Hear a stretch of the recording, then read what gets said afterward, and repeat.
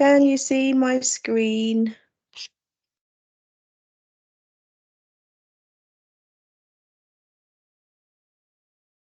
Yeah, I can see your screen. Amazing, thanking you. Okay, so this lady is a Gravida 2 Para 1. She was 39 plus 1 on admission. She's 37 years old. Anomaly scan was normal, BMI of 31, and an FGM of an unknown type that wasn't actually discovered until she was in labour. So she wasn't seen by any of our specialist team for this. She shrom on the 24th of the month at 12 p.m. and then was sent home and was admitted after 24 hours and taken to labour ward. So this is her CTG on the 25th. So this is 24 hours post rupture of membranes, and she is 39 plus 1 at this point. What are our thoughts on this CTG? Baseline is a bit high for the gestation. Yeah, it is, isn't it? We would expect our sort of 39 weekers to have more of a sort of 130-ish, if not lower baseline, 135 kind of thing. So yeah, automatically something that we're going to be aware of, isn't it? Specifically so if this baseline rises up any further.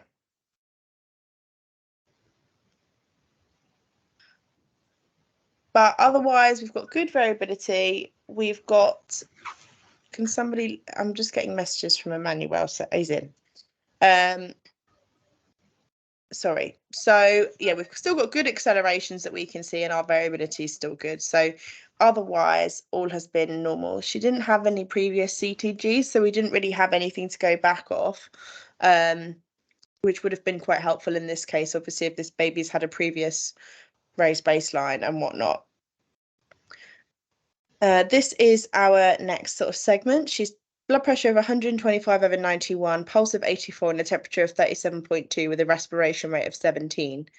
Again, we've still got that baseline of around 150. We've still got accelerations, good variability, possible sort of variable looking or baroreceptor decelerations that we can see here. But other than that, just going to keep an eye on that baseline and hope that it doesn't increase any further, essentially. So the trace continues. She's examined at 1850 and she's found to be os closed. So sadly, not one of the women that do go into sort of spontaneous labour within sort of 24 hours after rupture of membranes. She is somewhat contracting. I think in the notes it's recorded as sort of 2 to 3 in 10, but our toco's not picking up very effectively here. Always a key message on these is to make sure that we're palpating these contractions and documenting them really clearly as to sort of what they are, how long they're lasting for, and how frequent they are, specifically when we're not finding a good placement for the toco on the fetal monitor. And it kind of looks around 1855-ish that this is possibly a deceleration, but also maternal pulse oximeter wasn't on for this bit, so difficult to sort of rule out at this point. And she would have been being moved around from her examination, so that's probably not going to help when it comes to our contact here. So the plan was made to start Synto, and this was started at 3 mils an hour at 1925. Anyone disagree with the plan?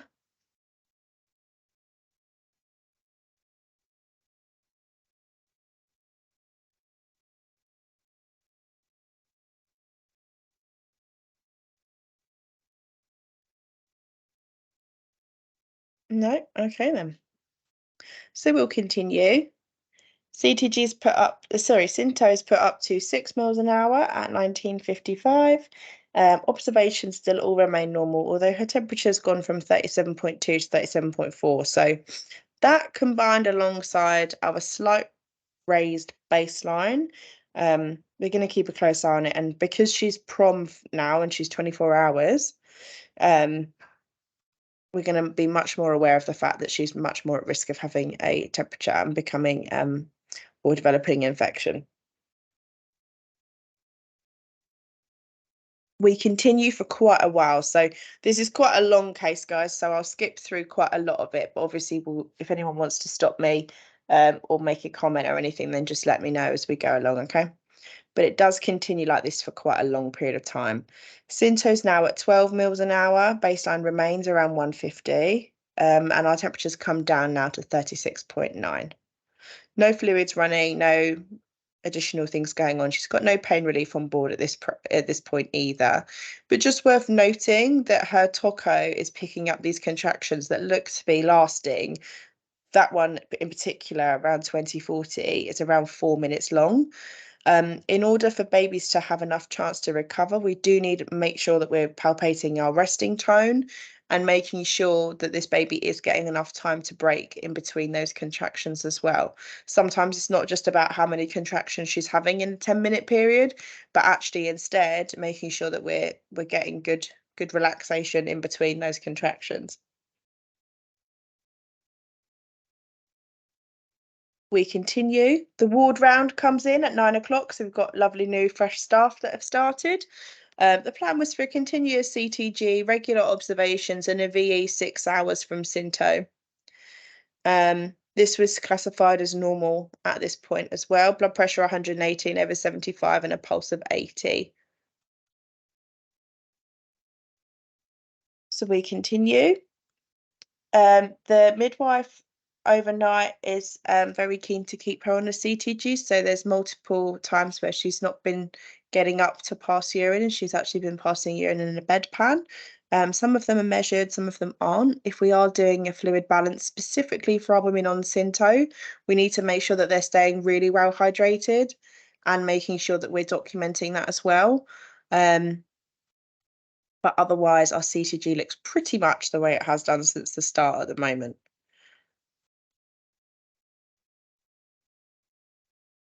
At 2200, blood pressure 124/66 with a pulse of 88 and a temperature of 36.6. She has her first bag of Hartmann's that started, and the midwife the Synto is reduced down to 6 mils an hour. Midwife in charge is happy with the CTG at this point. Anyone want to comment on this?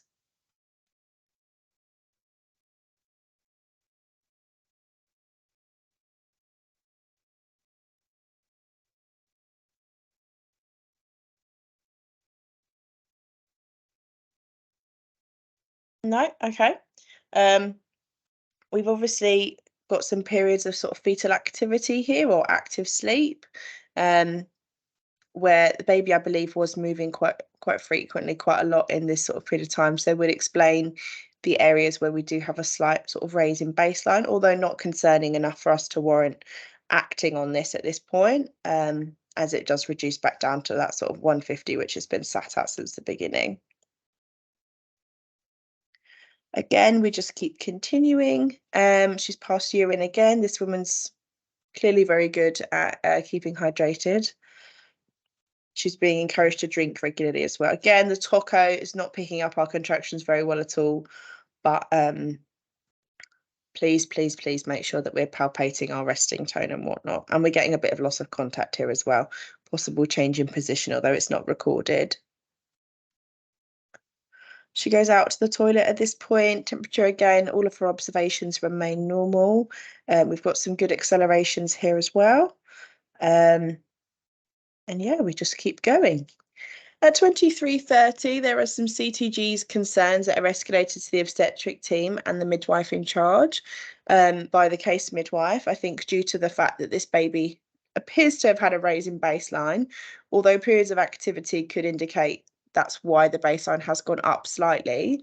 Although towards the sort of end segment of this trace here, we can clearly see that we have got a rise in baseline. Examinations done, and this has now been 6 hours, and she still remains multips os at this point as well. So unfortunately, the body's not responding very well to our oxytocin or our synthetic hormone, basically, in attempting to encourage this lady to go into labour.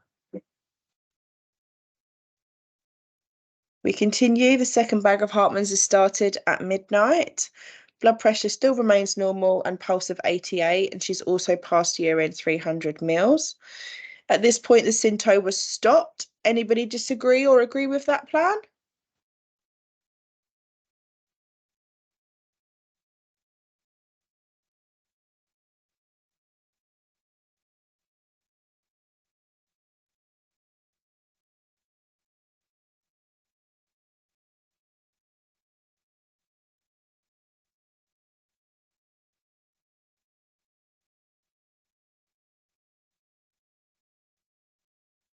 Anybody?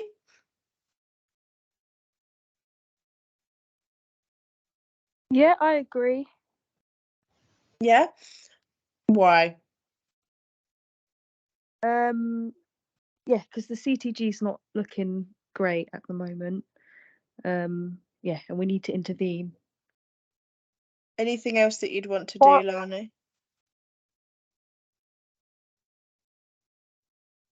the baseline has gone up, so something has stressed this baby. So we want to take away the stress, which is the contraction with the Synto. So I suppose we stop it to see how the baby reacts after that. Yeah, absolutely. If we're adding additional stress to a fetus, we want to try and reduce it to see if that does have an impact on it. What I would say is, you know, thinking more about our overall clinical picture here. We've got a lady that's prom for probably, I think, if my maths isn't fantastic, but she's been prom for sort of over 28 hours now. We have had a significant baseline rise. Our contractions, as you can kind of see, were quite regular here, which would have probably added some additional stress. So yeah, even just reducing it or turning it off is going to hopefully help that. But what other things are we going to be more aware of as well, considering she's prom 28 hours?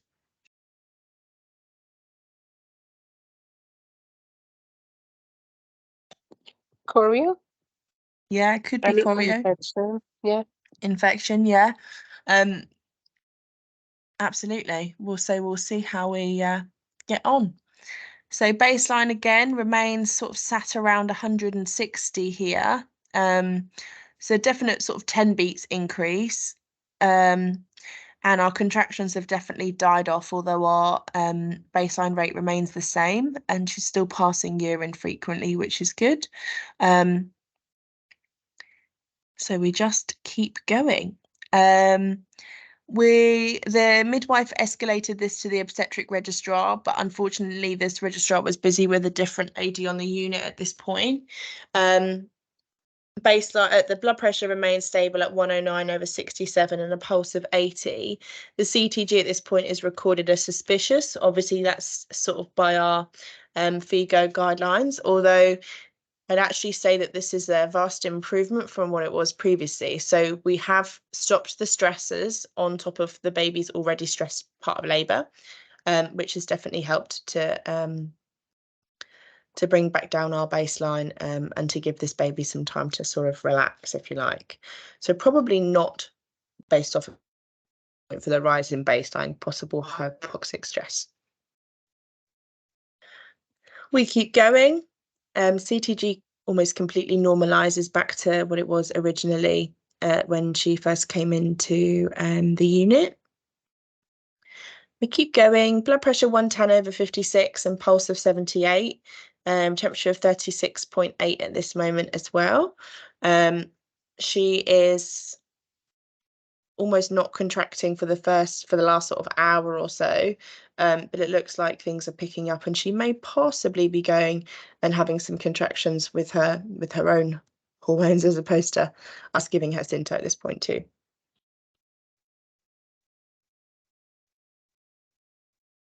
We keep going.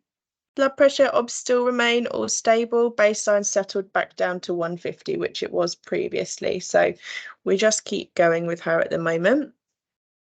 The doctors do an examination, find her to be multipsos, and a full water ARM is done. The plan, due to the fact that the CTG has been completely normal, is to discontinue the CTG, mobilize her for a couple of hours, and then see how she gets on, essentially. There's a little bit of CTG that's missing from the bedboard. I think someone must have discharged her and then put her back on again. and then waited a little while, but the CTG was commenced within the hour. All of her observations remained completely stable. Due to some loss of contact, they put on an FSC, and she'd actually managed to be 4 centimeters dilated, so she'd made really good progress in that time of being active. And then bedpan again, she's still passing urine at 5:52. And we get back on. She's requesting some additional pain relief at this point, so we're still no Synto, so still remains off at this moment. Blood pressure again and pulse still remain nice and stable, which is fantastic. And our CTG again sort of is settling even more, so a baseline sort of 145 at this point, 150. Anybody want to comment?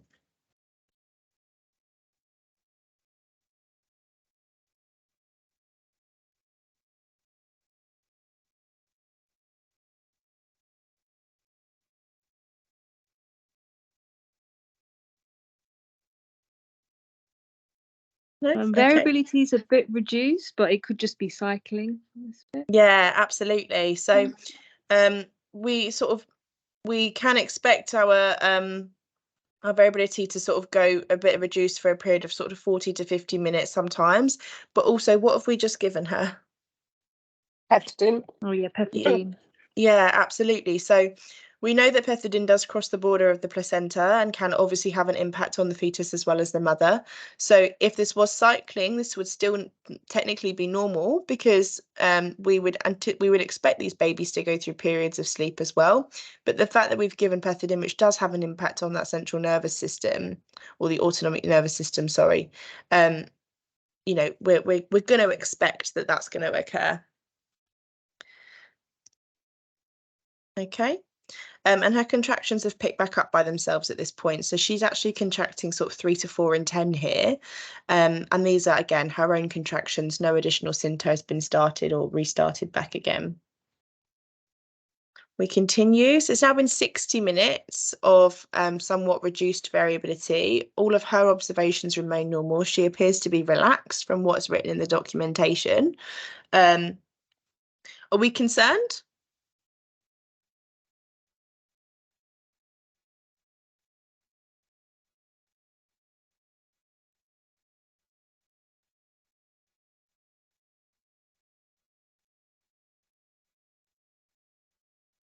Do they look like there could be some shallows? Yeah. Yeah, possibly. Our baseline's gone from sort of being 150 to 140. Obviously, we know that babies don't sleep tachycardic, which is something, if you did the CTG study day today, you'll be even further reiterated by. This was mentioned quite a lot. But yeah, there is a possibility here that we are having some shallow decelerations. What are we going to do about it, though?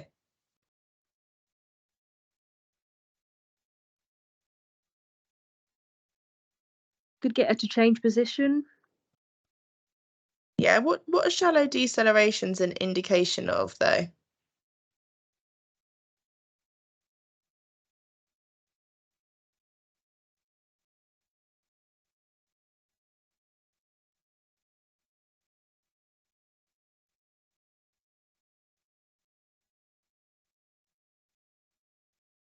Somebody must know. Uteroplacental insufficiency. Yeah, they can be, absolutely. Who is that? I don't recognise that voice. Leona, I've got a bit of a cold. Oh, you sound different. Yeah. Yeah, they can be, but it can be changes in this. Let me try that sentence again. Sorry. It absolutely can be. I mean, what's the oh gosh, the main difference here is the fact that as well we've got some reduced variability with it, but again we've given pethidine, so shallow decelerations, yeah, can be insufficient, placental insufficiency. Sometimes it can be head compression. Sometimes they tend to be an awful lot more in concordance with our contractions as well. We know that pethidin's across the border of the placenta, so we're anticipating that the reduced variability is going to be there. But what are we going to do about it? Is there anything anybody wants to say? Okay, this is something that I would do to try and improve this CTG. Making movement, yeah, absolutely. That, you know, I would always encourage everybody to use their conservative measures if they're concerned. But if it's something to do with the placenta, if it's not sort of a cord compression, changing your position is something that we do to try and encourage fetal blood flow if there's cord compression, because we know that moving can move that cord out of the way. Whereas with this, it wouldn't necessarily be fixed, but you never know. We'll continue further. Sorry, I forgot to mention that Synto was restarted. I think it was restarted at the pethidin. So Synto was then reduced down to 6 mils an hour at 8 o'clock in the morning. What we're looking at here.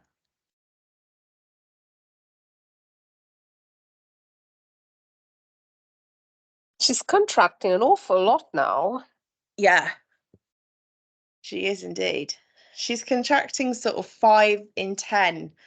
And actually, I think for we're bordering on 5.5 contractions within a 10-minute period. So there's definitely it's definitely going to be having an effect on our baby as well, isn't it? And also, yep. Pethidin's a wonderful drug, and we know it crosses the placenta, and we know that it can last for a period of sort of 4 hours. It's most effective within the first sort of 2. It's now been 2 hours since the pethidin was given, so we would expect some reactivity from this baby at this point. What would our plan going forwards be then? What do we want to do? What do we do if we've got a baby that's had reduced variability for quite a prolonged period of time?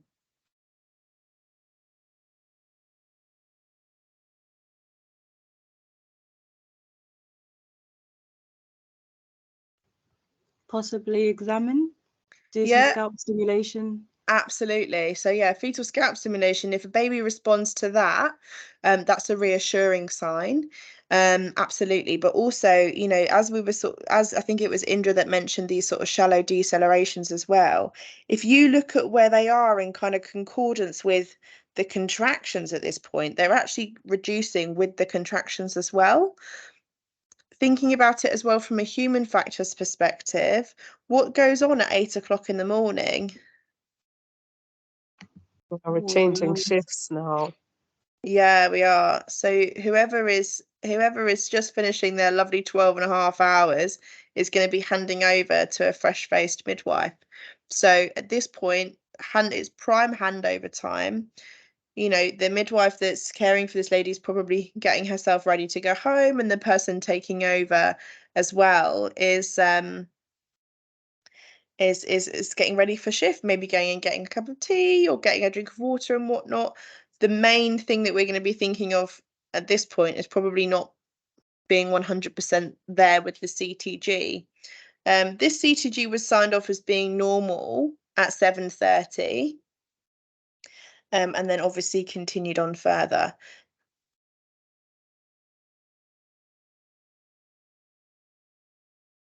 So what do we want to do? Do you want to stop the Synto, possibly torbutylin, because she's hyperstimulated. We've got a stressor, got baby reacting to it. Yeah. Absolutely. So 8:15, that exact plan was followed. So Synto was stopped. At 8:25, terbutaline was given, and this woman was examined and found to be 10 centimeters dilated.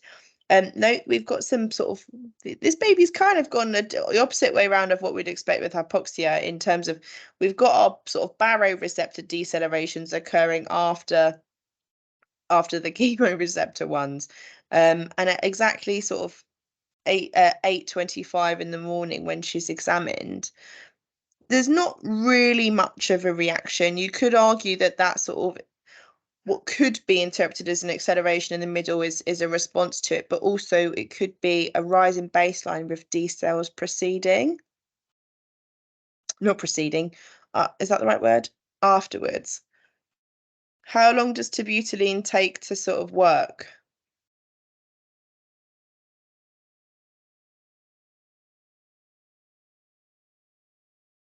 It's about 5 minutes, isn't it? Yeah. So again, if you were on the study day today, you would have taken note of the research that was presented. But yeah, it does tend to work within the first sort of 5 minutes. So what we would expect is by 8:30, we'd notice a significant difference with the CTG. And yeah, I'd say that you probably can. She's still contracting from what we can see on the Toco, but we haven't had fantastic contact with this all night long. But yeah, we'll continue.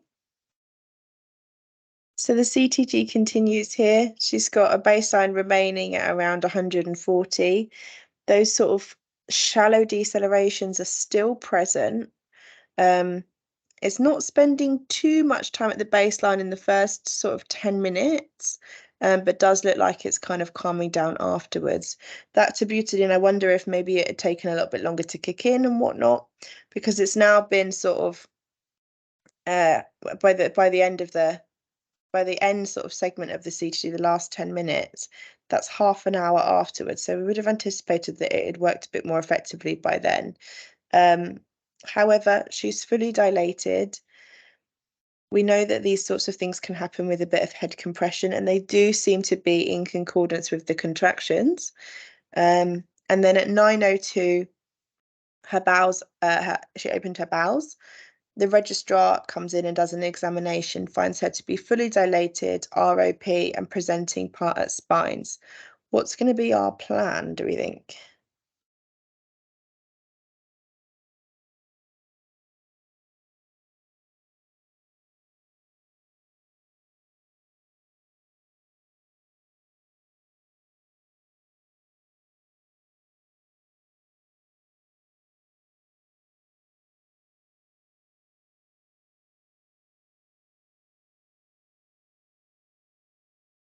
Anybody want to jump for delivery?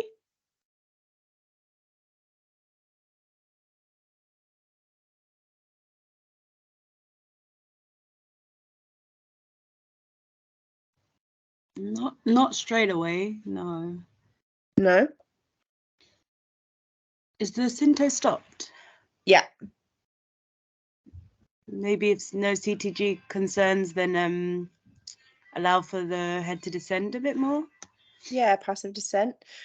Bear in mind that she's a multip as well, who has no additional pain relief on board. So if if those contractions do pick up and her body's kind of going with it, then her body is just going to crack on and do it, really. CTG continues. She's actually transferred to theatre at 9:34 because they were concerned, and then baby was born via SVD in theatre after her spinal.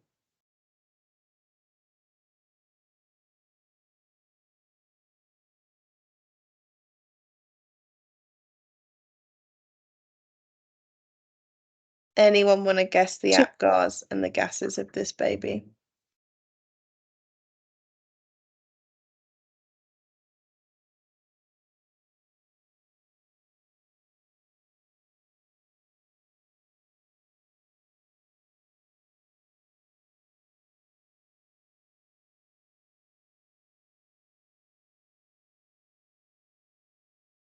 Eight, I'm nine, not 10. 8, 9, 10. Yeah. Gases, Lani? I'm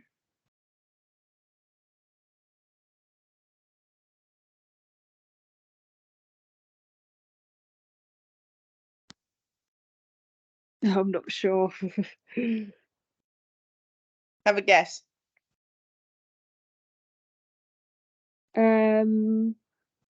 7.3.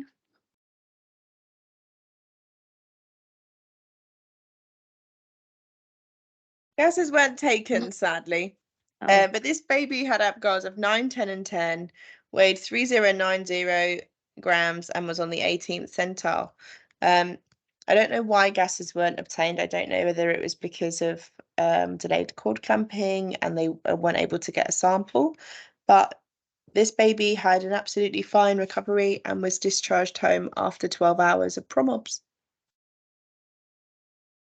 So most likely, if we go back and use our wonderful hindsight, that these sort of decelerations that we're seeing here were probably due to some sort of head compression, and yeah,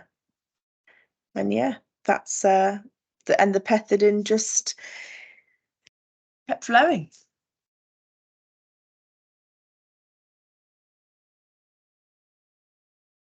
Any questions at all, guys? The thing is, when you're looking at a trace, you don't see that, so you don't know. And it does look worrying when you look at it and you think, what's going on? Yeah, absolutely.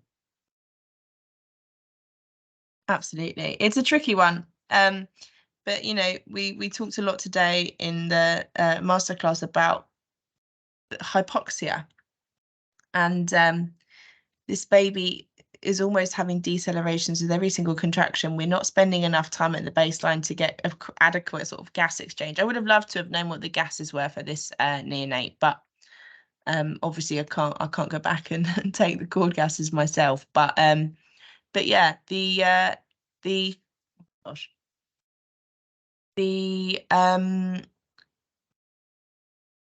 the baby was clearly compensating. We still had, although reduced, we still had variability there, which was most likely an effect of oh,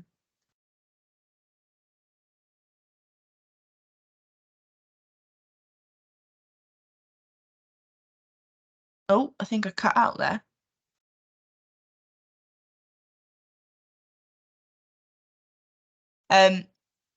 The pethidine most likely caused the reduced variability, and then our terbutaline helped settle any of those contractions that could have caused any additional hypoxic stress. And very luckily, this lady progressed to the right position and had her baby nice and normally without the need for theatre.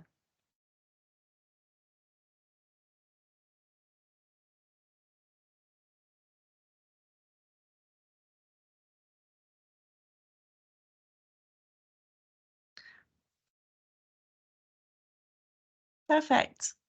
That's it for tonight, guys.